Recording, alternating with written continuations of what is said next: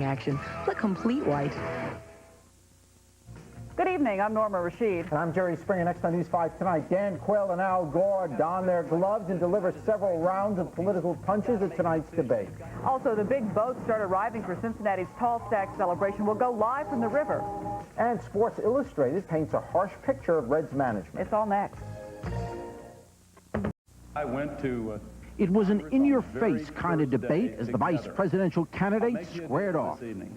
If you don't try to compare George Bush to Harry Truman, I won't compare you to Jack Kennedy. Dan Quayle fired back. Did you require it? My turn. Did you require it? Lighten up, Al. My turn. It's a free discussion. Take a breath out. Inhale. It's a free discussion. And as for James Stockdale, well, he was a man of few words. I feel like I'm an observer at a ping pong game. WLWT, Channel 5, Cincinnati's 24-hour news channel. This is News 5 with Jerry Springer, Norma Rashid, Pat Berry's weather, and Greg Hoard with sports. Now, live from Broadway Square, this is News 5.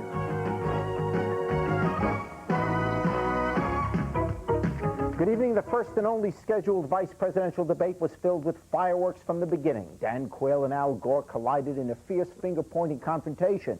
As for James Stockdale, he punctuated his outsider status as Ross Perot's running mate from the get-go. Who am I? Why am I here?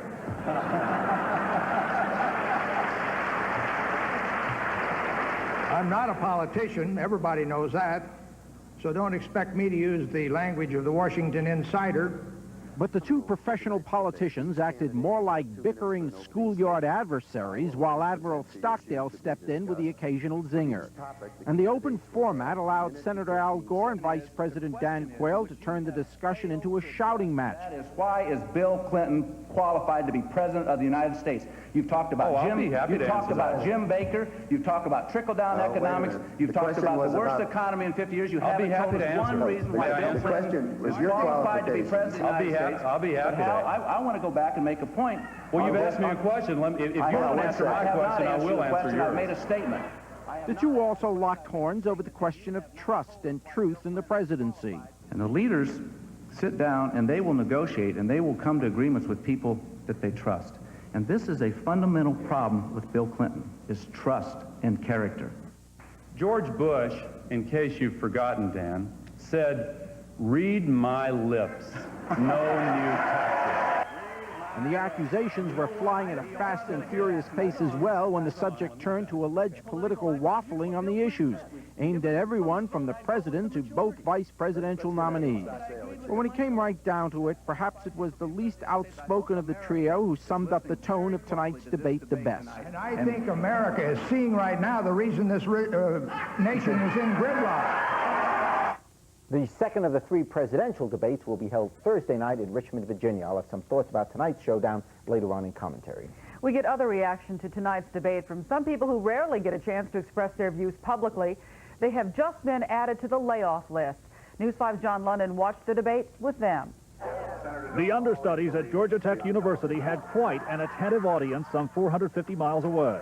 The folks who crammed into Nancy Fetter's trailer along Elk River Road were listening with a new sense of urgency, the kind that smacks you squarely in the face when you lose your job. This is Ripley in Brown County, Indiana, a small slice of rural America, the kind of place that can ill afford layoffs in large numbers. How do you absorb it when you have only a few thousand people living here in the first place? Well, Ripley found out this week 400 jobs are being lost here at USU. What are we going to do now? You know, we're all 60 days, we're going to be gone. You know, we're all of us here just like a family, and it's going to be sad. The last day of work is going to be unreal. Most of the onlookers here are convinced Clinton is the way to go. They are angered by the shifting of jobs to cheap, non-union, non-American labor. They have even, we learned 2 weeks ago, taken our tax dollars and subsidized the moving of U.S. factories. 3 weeks before the election, the minds in this room are pretty well made up. The debates are not changing the views of some of the men who feel more secure with George Bush, nor with some of the women. who believe the working poor will benefit from a Clinton administration. He's going to try to do something with this economy. He wants to put the American people back to work. Clinton looks too sneaky to me, and I was thought, oh, he just got that sneaky look about him, and I was, you know, you can't trust somebody like that. As for the feisty exchanges between Vice President Quayle and Senator Gore, well, all the verbal blows over abortion and family values and the rest didn't register much with some. You can hear this baloney all day long. It's not making a bit of sense to me. And eliminate the duplication. Two big kids fussing is what they're doing. What do you think needs to be done in terms of economy, jobs, employment in this country? Keep the jobs in the country. Keep the jobs in the country. That's what it kept coming back to tonight in that crowded trailer out in Ripley. For them, it is the only issue of this election. You said a lot of their minds are probably already made up. Can they be changed in these next 3 weeks? Well, you know, I think the debates are reinforcing the opinions that they already have of the candidates, Norma. They'll probably watch the remaining two, but, you know, I think they've decided how they're going to vote. Whether they're going to vote for Clinton, Bush, or Perot, I think they've made up their minds now. Okay. Thanks a lot, John. Jerry? In other news tonight, the Cincinnati area is being hit by a sharp increase in a disease with a simple prevention. The Cincinnati Health Department is alarmed to learn that 29 cases of hepatitis A were reported last month alone. That's as many cases as reported in all of 1989. The virus has flu-like symptoms, but is not life-threatening. It's spread through fecal material. The good news is a simple procedure can stop the spread of hepatitis A. It's extremely important that the public be reminded that hand washing is the most effective means of preventing the spread of hepatitis A infections. The virus has been reported all over the city, but the greater concentration is in Lower Price Hill, Sedamsville, and Riverside. The health department will begin offering free gamma globulin shots in those areas on Thursday. You only need the shot if you're in close contact with an infected person. The fate of Michael Bias is now in the hands of a Hamilton County jury. Bias is the 20-year-old Hazard, Kentucky man accused of murdering 10-year-old Aaron Raines of Lower Price Hill. The jury will continue deliberations tomorrow after failing to reach a verdict today. If Bias is convicted, he could get the death penalty. In the Newport murder trial of Gerald Kaufman, this woman, a newspaper deliverer, testified today that she saw Kaufman near the murder scene. Kaufman is charged with killing his estranged wife, Karen, by suffocating her with a garbage bag. The defense says Karen Kaufman was depressed and committed suicide. The Kaufman's oldest daughter, Mindy, testified against her father today. She told the jury that her mother did have some problems, but after her parents separated, things were fine with her mother. You know, it was really never a happy marriage, but I guess I just never thought it would come to that. But, I eventually then understood why it was happening, and, I could see how unhappy that Mom was during that time. The defense is expected to call witnesses who will testify that Karen Kaufman often talked about suicide. The trial continues tomorrow. And still ahead on News 5 tonight, new concerns for women with breast implants. We'll have the details. Also, Sports Illustrated hits the stands tomorrow with a scathing article on Reds owner Marge Schott. Greg has the story. And Marty Pieratt takes us down by the riverside as the tall stacks start bringing in the crowds. Please stay with us.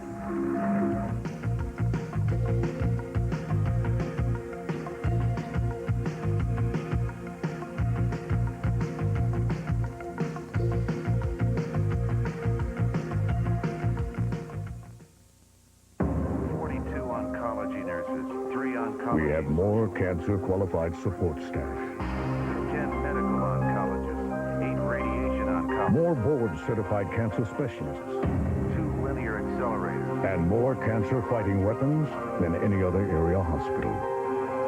We have cancer outnumbered, but Jewish Hospital Cancer Center, surrounding you with the best.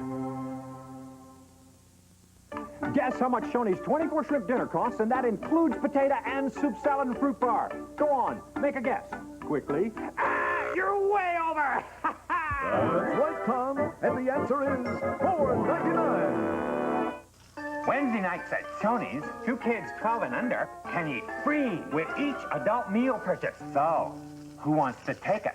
We promise we'll be good.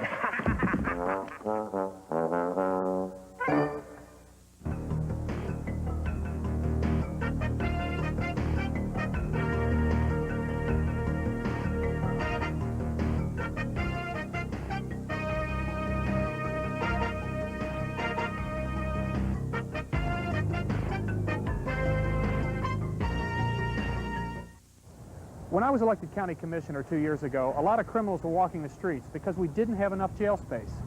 Some people said a tax increase was the answer, but I said no. Instead, we're putting 2 prisoners in a cell. And then we put them to work on community projects like this. Sheriff Cy Lease and I have found a better way to clean up our parks and highways. Higher taxes are not the answer. Steve Shabbat. Tough, tested, trusted. On November 3rd, let's elect Steve Shabbat. Hi, I'm Chuck Boozer. Mornings on Wink 94.1 FM. And I'm Randy Douglas. Watch your mailbox for your free Money Checks mailer. You could win up to $10,000 in instant cash. You could win a Bahamas cruise with romantic nights, sun-filled days, and entertainment. You can increase your chances of winning by sending or faxing your free money bonus check to Wink. Check out the very special offers from the Shapley Outlet Mall and discover true factory outlet prices. Set all your radios to Wink 94.1 FM for details and win with Wink. A California woman, the first ever to receive a liver transplant from a pig, is dead tonight. Doctors in Los Angeles made the historic transplant, hoping to keep 26-year-old Susan Fowler alive till a human liver could be found. Sadly, a liver donor was found last night, but before the new transplant could be made, Fowler died. Her condition was too critical to undergo the operation. New concerns tonight about breast implants, concerns that the implants may make it harder to detect cancerous tumors during mammography screenings. The Journal of the American Medical Association reports routine mammograms could miss certain lumps due to the implant and the scar tissue that forms. The doctors say women with implants are now at the age where more and more of them are getting mammograms, and they should know the risks. According to the Journal, the problem with mammograms is not a reason to have the implant removed, but women need to consider this factor when deciding on implants. Back here, those majestic boats from around the country are arriving at the riverfront tonight. By Friday, all 17 of those grand boats will be ready to entertain you. Tall Stacks 1992 doesn't officially begin until Thursday, but there are some fascinating things going on along the river. News 5's Marty Pieratt is live in Newport. Marty, how are things shaping up? I tell you, Jerry, things are starting to happen. The steamboats are coming and going. They tell me as many as 10,000 people came out today just to watch the preparations along the river. I tell you, most of them went home with a smile on their face. The Tall Stacks have been away for 4 years, and it's good to finally have them back. 17 of the big boats will be docked in Cincinnati by Friday. Many are here ahead of schedule. There's a great story behind each and every one, like the Spirit of St. Louis. It looks like something out of the 1850s, but actually, it's a brand new boat, making its first trip to Cincinnati. The crew wouldn't miss this event for the world. There's no other place in the world that has a riverfront like Cincinnati that can attract this many boats all in one location. It's just phenomenal. Many of the boats which have docked aren't quite ready for the show to begin. That isn't stopping sightseers from looking things over. Well, there's plenty for people to walk down and see just the excitement of the boats coming in and going out and getting their provisions and people walking around. It's really exciting. Without a doubt, the biggest attention getter so far is the Mississippi Queen. It has the tallest stacks of all at our celebration. It is the world's largest steamboat. The people who work on board call it home. I enjoy it because you get to travel, you get to meet a lot of people. I've been with the company 11 years now. You love that river, huh? I love the river.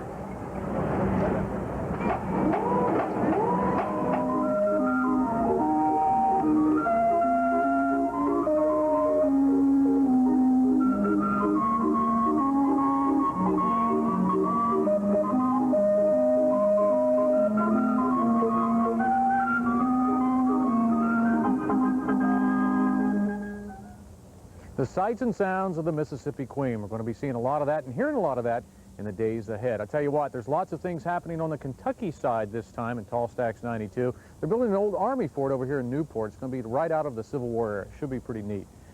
And we'll tell you more about that later on. Reporting live from the Riverside, Marty Pieratt, News 5. Thanks, Marty. In case you can't make it to the beginning of the celebration, you can see it all here on your official Tall Stacks station. Channel 5 will go live with the parade of the Tall Stacks beginning at 4 p.m. on Friday. And we hope you join us for all the fun.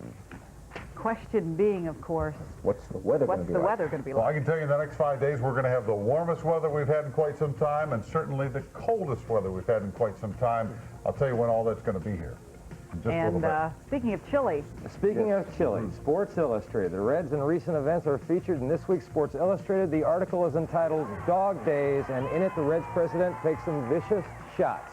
We'll give you a preview coming up in sports. Please stay with us.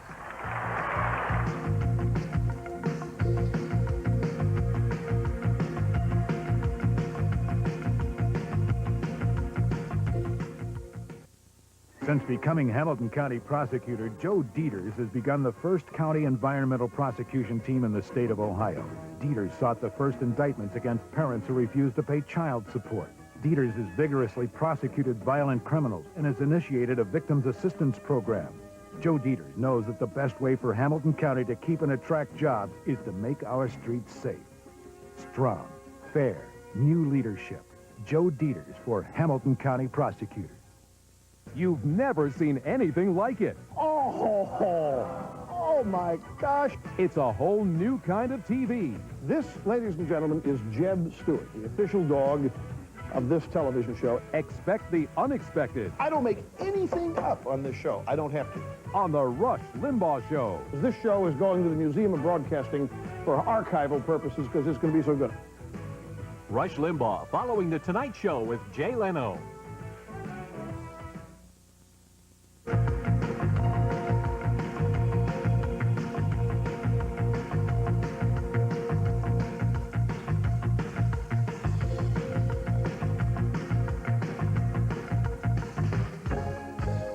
In the commissioner race between John Dowland and Pete Strauss, the choice is clear. John Dowland will be a full-time commissioner. Pete Strauss is a part-time city councilman whose term has ended, and now he wants to be a part-time commissioner. Strauss is also a part-time bankruptcy attorney. His business experience is closing businesses. When businesses close, we lose jobs. John Dowland knows how to build jobs with 38 years of experience at P&G. Vote for jobs. Vote for John Dowland for county commissioner. Everyone's talking about Steinberg's, because when you buy any item $1.99 or more, you get free round-trip airfare for two to Florida, $2.99 or more, the Bahamas, $3.99 or more, Hawaii. And now, due to customer request, with the purchase of any item $9.99 or more, Steinberg's gives you free round-trip airfare for two to London, Paris, Madrid, or Rome. That's the guaranteed lowest prices on electronics and appliances, plus round-trip airfare for two free. Now, only at Steinberg's. News 5 Weather is brought to you by Steinberg's, where you can get free round-trip airfare for two to Hawaii, the Bahamas, or Florida. Details at the store. Question now is what's the weather going to be as we move into the tall stacks? One of everything, it looks like. There's no debating.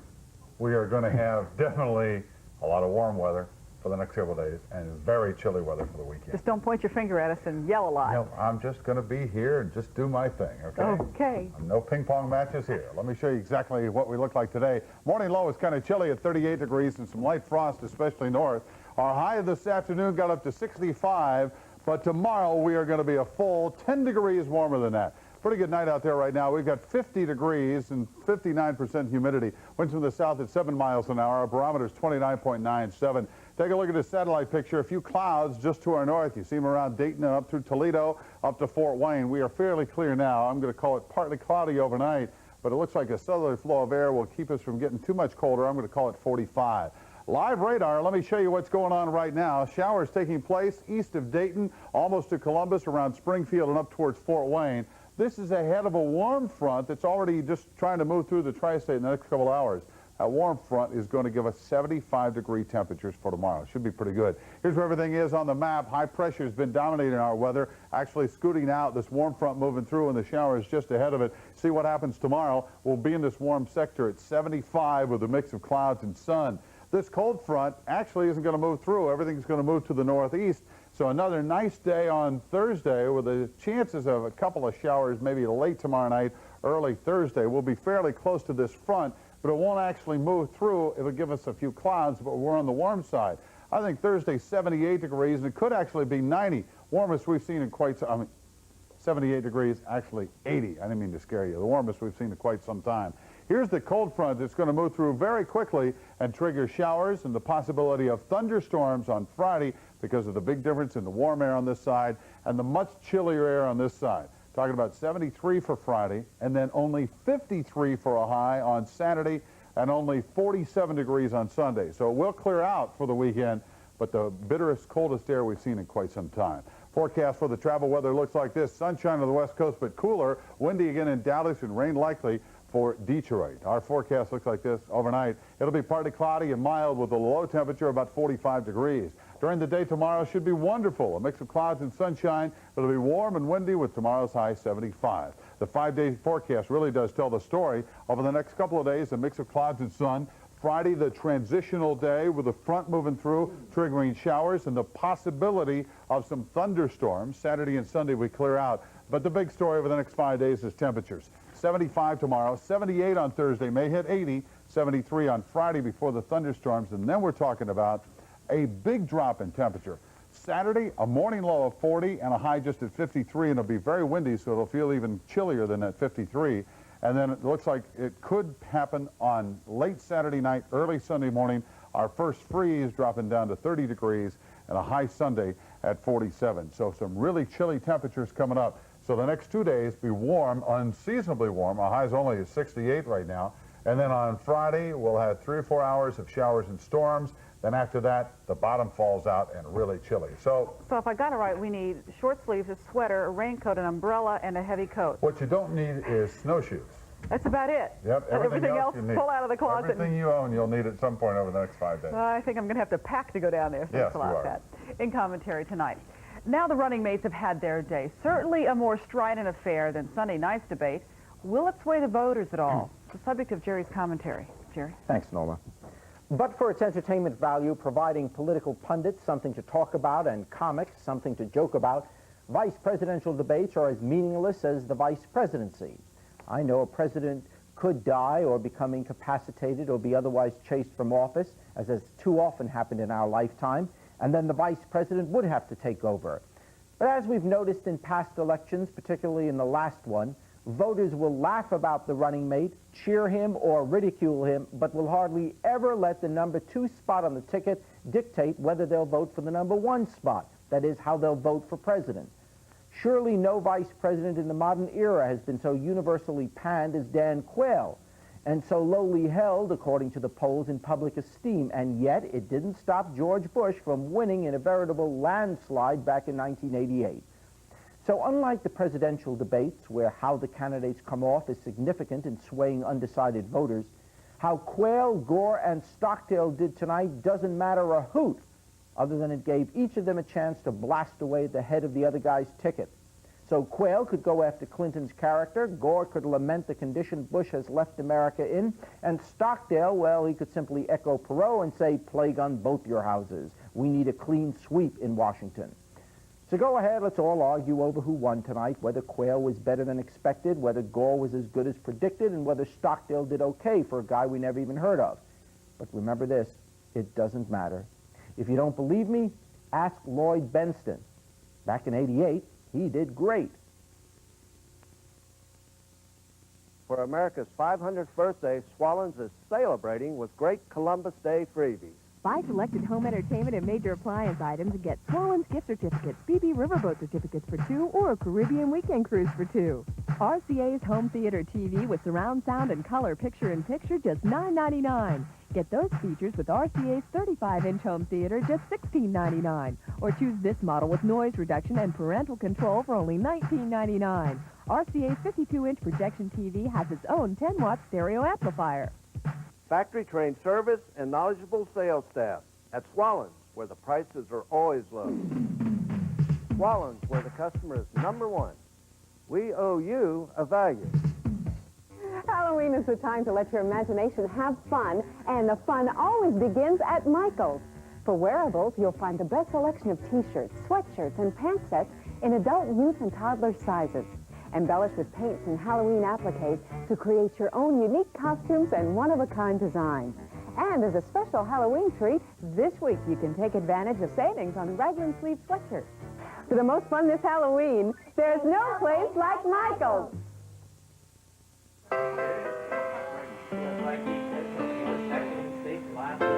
A bank has just so much money to loan. It can make big loans to the international traders, the global movers and shakers, or if it's Bank One, they can stay a little closer to home and be ready with whatever it takes for the day when a local company sees a chance to double its business. Judge your future by the past. Trust the experience and proven record of 35 years of service to the law. Re-elect Judge Eugene Utz. You know what, this was big news to us last week, and now it's getting to be big news to the rest of the nation. Some national attention apparently tomorrow, what you're saying in Sports Illustrated? Already there's been New York Times, ESPN, now tomorrow Sports Illustrated. The Reds may not be in the playoffs, but recent events have made them national news. Sports Illustrated hits the streets tomorrow, and it may cause Marge Schott to hit the roof. The article is entitled Dog Days. It recounts Lou Piniella's departure, the firing of Bob Quinn. It is tough stuff. Writer Tim Kirkjian says, if Schott had treated Piniella and Quinn and any number of her front office employees as well as she treats her dog, her baseball team wouldn't be in the deep you-know-what it is in now.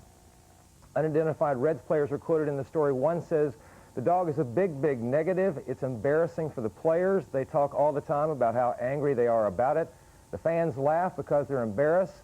It's like, how stupid can this get? The dog goes on the field every night, and the same guy has to scoop it up. People laugh at the guy. Schott does inhumane things to people.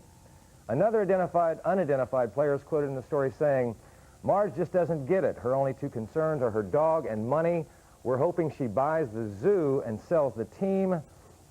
Then everyone will be happy. Tough stuff. And there's more coming tomorrow in Sports Illustrated. Meanwhile, the Reds made 3 roster moves today. Tom Browning, Scott Service, and Mickey Brantley all added to the 40-man roster.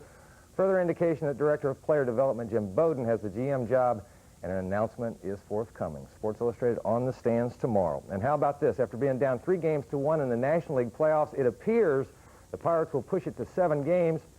The Pirates turn the chop shop into a butcher shop tonight. The Bucks pounded Tom Glavine for 8 runs in the 2nd inning. Right now they're in the 9th inning. The Pirates are leading 13-2. Game 7 tomorrow night in Atlanta. Game 6 of the American League playoffs tomorrow afternoon in Toronto. Jays lead the A's 3-2. Elsewhere, college football, we got a record running right here under our nose. Coach Vic Clark's Thomas More Rebels are 5-0 this season. They've won 15 in a row. That's the longest winning streak in Division III. Raises the question, are these guys the best kept secret in town? We're 5-0, and it's the first time you've been out here, so I'd say that that's pretty conclusive proof from our vantage point. But we don't really dwell on that. I've always told the players that if you win enough games, eventually they have to drive across the river. And so far, that's true.